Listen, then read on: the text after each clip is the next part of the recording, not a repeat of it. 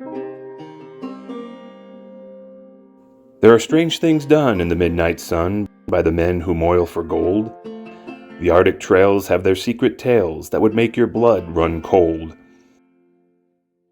The northern lights have seen queer sights, but the queerest they ever did see was that night on the marge of Lake Labarge I cremated Sam McGee.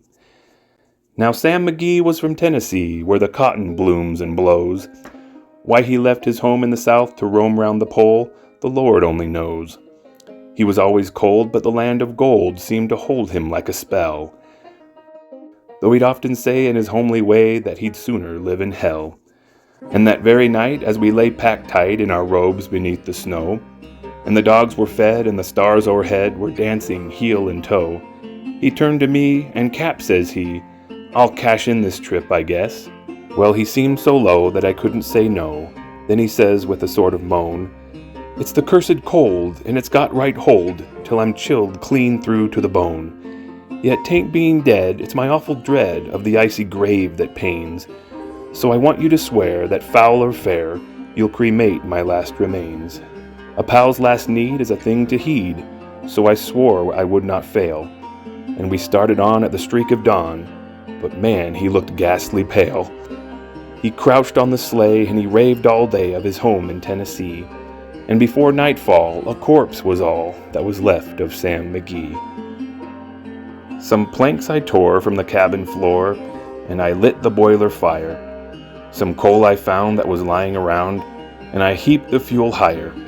The flames just soared and the furnace roared, such a blaze you'd seldom see. And I burrowed a hole in the glowing coal, and I stuffed in Sam McGee. I do not know how long in the snow I wrestled with grisly fear, but the stars came out and they danced about, ere again I ventured near. I was sick with dread, but I bravely said, "I'll just take a peep inside. I guess he's cooked, and it's time I looked." Then the door I opened wide, and there sat Sam, looking cool and calm, in the heart of the furnace roar. And he wore a smile you could see a mile, and he said, "Please close that door. It's fine in here, but I greatly fear you'll let in the cold and storm.